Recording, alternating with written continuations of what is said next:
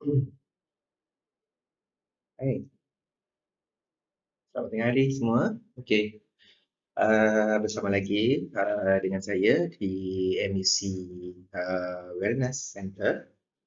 Okey, hari ini saya akan membincangkan pada semua ya berkenaan satu keadaan ya ataupun di mana kalau dalam bahasa Melayu kita ya, dalam bahasa bertempatan lokal, dia panggil macam rasa tak sedap hati ya. Kadang-kadang ada orang cakap, alamak, tak sedap hati lah jantung saya. Kalau ada setengah ikut bahasa dialek negeri ya, dia cakap alamak dedar lah. Kalau macam dekat contoh dekat Negeri Sembilan ke apa, dia kata berlutut lotap jantung dan ni. Kalau dekat utara dia dia cakap apa, awat lah jantung ni. Ha, saat ni jadi lain, saat ni jadi macam ni. Dia tak sekata Okey. Kalau dalam bahasa tempatan kita pun kita boleh panggil dia macam degupan atau denyutan jantung atau ritma yang tak sekata ya. Jadi ada macam kalau orang tua-tua dulu-dulu dia cakap bila jantung ni rasa tak sedap hati, tak sedap jantung dah, siapa lah nak meninggal ni. Kan biasa kan dengar macam tu. Okey, tapi sebenarnya ini adalah kita dalam bidang perubatan ya, yang ini adalah dipanggil sebagai myocardial bridge, myocardial bridging. Ya, jadi hari ini saya akan bincangkan sedikitlah tentang myocardial bridging ni. Semua orang ada ya. Siapakah golongan yang akan siapakah golongan yang akan ataupun mudah kena myocardial bridging ni. Sebenarnya daripada kalau dilihat ya daripada kecil ya kelahirannya giving birth ataupun daripada baby atau janin itu sendiri dalam proses pembesaran janin pakar ataupun doktor di bahagian OBG obstetric dan gynecology mereka akan melakukan pemeriksaan kesihatan janin sehingga ia keluar ataupun dilahirkan dan akan mengenal pastilah ketidakabnormalan jantung pada bahagian jantung ya, dan juga gejala ini juga boleh terkena ya pada mana-mana umur ya, kalau tak 10 tahun, 20 tahun, 30 tahun, 40 tahun, 60 tahun dan berterusanlah. Okey, jadi apakah yang kita perlu tahu? Apa itu myocardial bridging ya? Dia dalam bahasa perubatan atau dalam bahasa Melayu dia mungkin bridging, bridge yang gitu-gitu, bridge jambatan. Okey, sebenarnya ianya definisi yang sebetulnya adalah kecacatan jantung kongenital yang melibatkan pada salah satu pembuluh arteri ya, pembuluh arteri koronari yang melalui otot jantung itu sendiri. Okey, ini kalau macam ni jantung ini contoh jantung ya. Dia ada pembuluh arteri yang melalui otot jantung tu ya. Ada satu kecacatan lah ya yang dikenal pasti. Okey, bagi manusia normal, arteri koronari terletak pada bahagian atas otot jantung dan berfungsi baik dalam membekalkan darah ke salur-salur darah kecil yang kemudiannya membawa darah ke dalam atau ke bahagian keseluruhan ke jantung tu ya. Okey, dia kira macam feeding, dia feed the organ ya. Dia membekalkan darah daripada salur-salur kecil tadi, dia akan membekalkan ke semualah dalam kawasan organ jantung. Okey, punca myocardial bridging ni ialah berkait rapat sekiranya ada exertional angina ya, dia associate dia berkait rapat dengan kesakitan dada ya, ataupun myocardial ischemia, acute coronary syndrome, ventricular arrhythmia, stress cardiomyopathy ataupun kematian atau pemberhentian jantung secara mengejut, sudden cardiac arrest ya, dia tiba-tiba jantung berhenti, dia memang ada berkait rapat associate dia memang bila disebutkan masalah jantung dia akan berkait rapat antara satu yang dengan yang lain, ada masalah pembuluh ke, ada masalah pada saluran yang keluar ataupun daripada ventricle ataupun pergi atrium semua tu ya. Okey, simptom-simptom yang perlu kita ketahui. Simptom tanda-tanda Ini penting ni. Dia ada 4 saya tanda dia. Jadi kalau contohlah ya adik-beradik kita, saudara mara kita pergi beraya ke, pergi jalan-jalan rumah dia ke, then suddenly ataupun tiba-tiba dia cakap dengan kita, sakit dada, diikuti dengan sesak nafas, rasa tertekan atau berat pada bahagian dada. Dia macam stressful dekat dada ni. Biasa kan tengok orang sakit dada, tu panggil angina pectoris, itu tanda-tanda yang pertama lah. Sakitnya macam ni sampai muka berkerut, berpeluh dingin, duduk dalam aircon sejuk pun dia tetap berpeluh. Ini tu bawalah ke Jabatan Kecemasan ataupun Emergency and Traumatic Department dekat mana-mana pusat kesihatan atau yang hospital yang berhampiran. Yang kedua ialah sakit pada bahagian lengan kiri dan rahang. Kiri ni lengan kiri ni lengan tangan upper limb dengan bahagian rahang ni dia akan berasa sakit ya. Okey, yang satu lagi, yang ketiga ya, ialah keletihan melampau, lethargy. Dia bukan overuse muscle, bukan overuse energy. Dia fatigue. Nak kata fatigue tak fatigue, nak kata lethargy tak lethargy, nak kata myalgia tak myalgia. Ini semua bahasa perubatan ya. Merujuk kepada keletihan yang melampau ya. Contoh dia kerja bahagian perkilangan yang industrial. Kita tahu dekat industri ni dia orang bekerja keras ya, memang very strong, very tough. Saya pernah tengok ya, satu pekerja industri dia boleh berdiri selama 8 jam tanpa henti. So itu dia boleh hadapi. Dia boleh hadapi tekanan kepenatan dia, dia punya kesakitan pada tapak kaki dia tu dia boleh dia boleh tahan lah. Orang kata jiwa jiwa kental, mental tak koyak. Okey, dia boleh hadapi semua kepenatan tu. Tapi yang ini adalah dia kepenatan dia tu, keletihan dia tu melampau sangat. Dia datang ataupun dia datang kat tempat kita, dia mengadu. Letih sangat ni, tak tahu nak cakap macam mana. Semua sakit, sendi-sendi sakit, tulang sakit, otot-otot semua sakit. Kita boleh nampak ya body weakness ya, macam exhaust ya. Bukan exhaust motor ya, exhaust. Dia exhaust macam nak kata exhaust ni dia kata kekeringan, dehydration. Dia punya tubuh badan dia jadi macam dah pucat dia semua okey. Itu lethargy lah. Jalan pun dah macam nak kata macam Popeye di Sleman pun tak adalah macam tu ya. Dia lah slow. Dia macam macam main tai chi macam tu. Dia slow. Sorry jangan marah tau saya sebut bahasa saya cakap tai chi tau. Dia slow movement, dia berjalan pun slow. Itu dia keletihan melampau ya. Kita umpamakanlah ya, jangan marah. Kita ini sebagai perumpamaan. Okey. Lagi satu, berasa degupan atau denyutan jantung tidak sekata ya. Yang macam saya cakap tadi lah, awal-awal tadi yang selalunya orang-orang dulu ya, macam mak-mak, nenek-nenek kita, atuk-atuk kita dulu ya.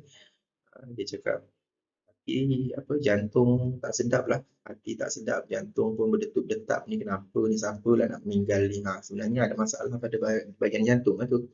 Kena bawa nenek-nenek tu, atuk-atuk tu pergi jumpa dengan pakar kardiologi ya, pakar kardio. Walau bagaimanapun lah yang saya boleh kongsikan ini sedikit, sebenarnya ianya jarang berlaku lah, sebabnya ini rare dia jarang berlaku. Tak semua orang boleh rasa yang macam tu ya. Ada ke dalam kelompok kawan kita 10 orang tu semua boleh rasa dedah lah satu kali semua rasa. Semua sekali, alamak jantung aku pun tak sekata, alamak jantung itu jangan. Itu wayang tu. Boleh bawa pergi mental hospital semua sekali ya. Okey. Jangan marah, awak je. Okey. Dia jarang berlaku. Lagi satu, myocardial bridging ni dia bersifat benign dan juga kadang-kadang dia juga tidak mempunyai kepentingan dalam klinikal kerana kita boleh kontrol dia ya. Macam mana kontrol dia? Kontrol dia gaya hidup. Ada orang tu dia tak suka nak bersenam ya, balik kerja pergi kerja Sabtu Ahad, dia ada cuti off day pun dia tak nak bersenam, dia tidur daripada pagi sampai petang. Itu bahaya. Jangan buat macam tu. Daripada tidur pagi sampai petang, baik. Lepas dan kapan terus senang.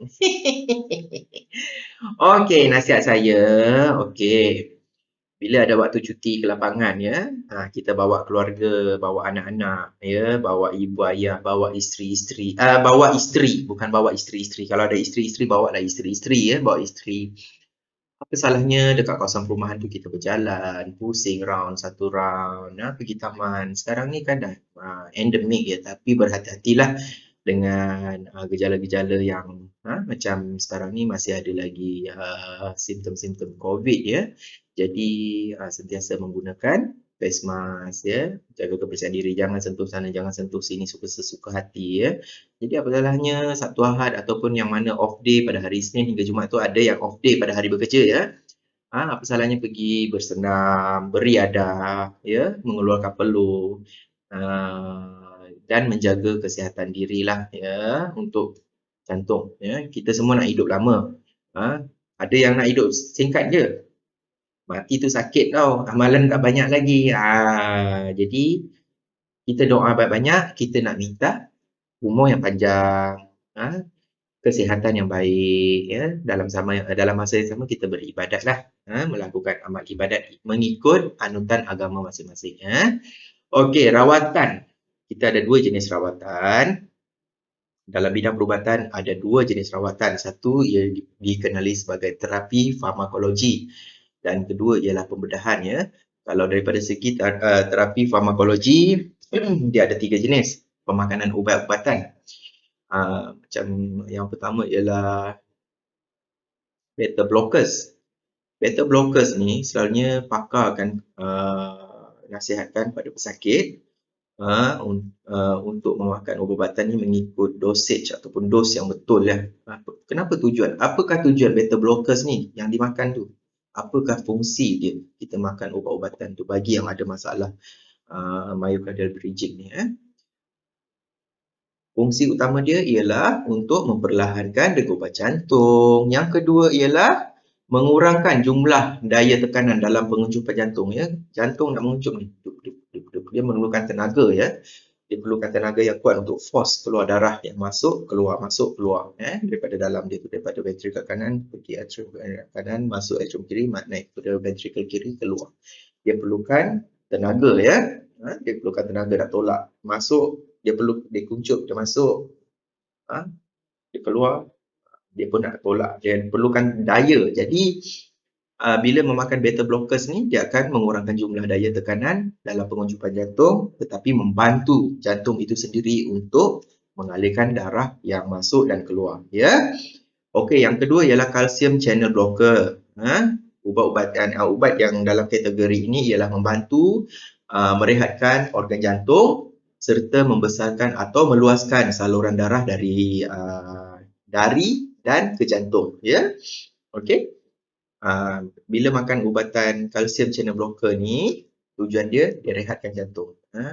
Ialah bukannya dia suruh jantung tu stop terus lah, bukan. Rehatkan jantung bukan dia suruh jantung tu tidur. Jantung tidur, qalu innalillah ya, almarhum orang tu ya.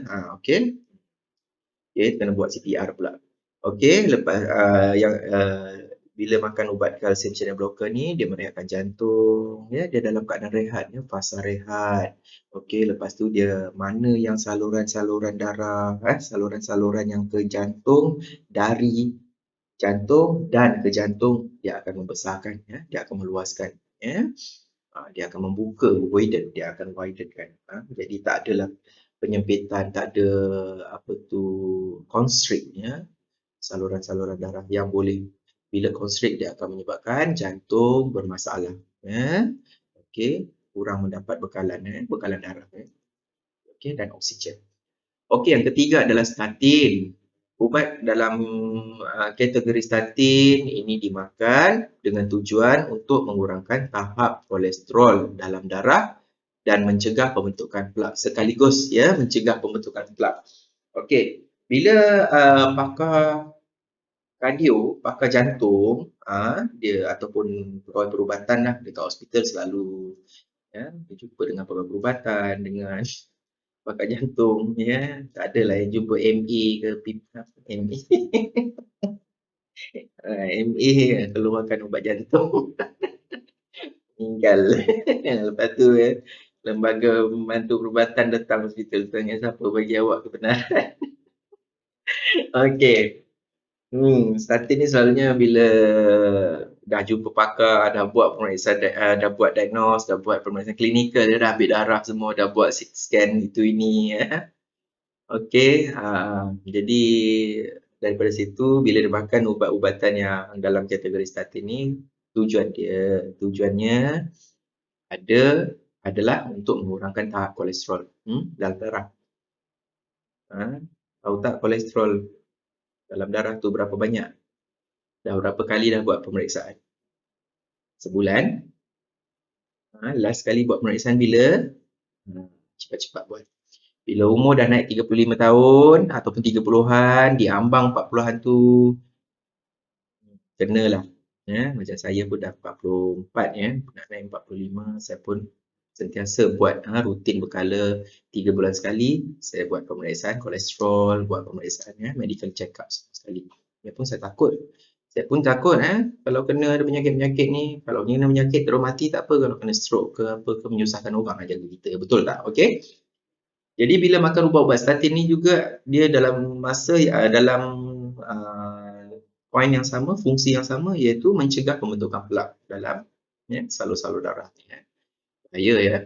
Okey, yang kedua untuk rawatannya adalah pembedahan.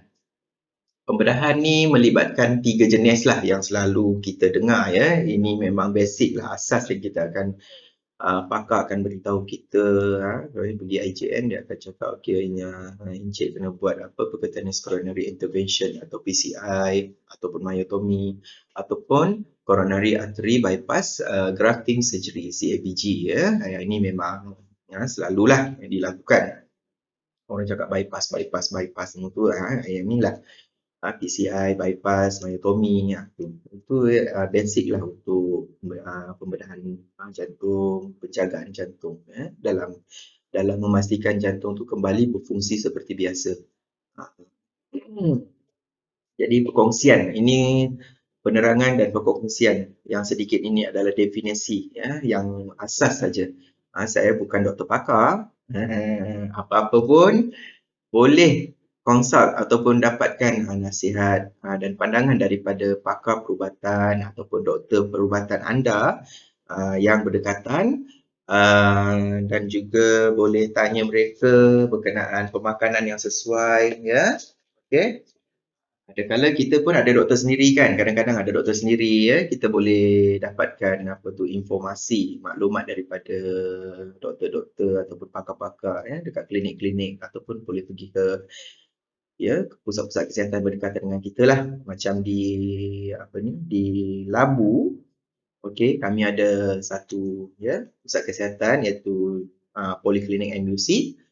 Boleh dapatkan penerangan daripada petugas-petugas perubatan yang berada di sana dan juga daripada pegawai-pegawai perubatan yang bertugas di sana ya. Okey, mereka boleh memberikan panduan, nasihat dan penerangan yang lebih terperinci ya.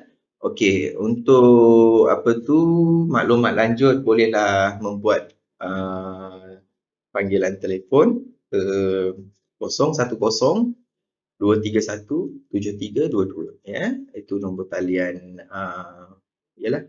nombor telefon Poliklinik MUC lah. Kami ada menyediakan perkhidmatan kaunseling untuk kesihatan jantung dan juga cara penjagaannya. Okey, sampai jumpa lagi. Saya berharap semua dapat menjaga kesihatan mengekalkan kesihatan, menjaga diri, menjaga keselamatan diri, sentiasa berfikir sebelum melakukan sesuatu. Jumpa lagi insya-Allah. Okey, salam hormat daripada saya MUC Wellness Center.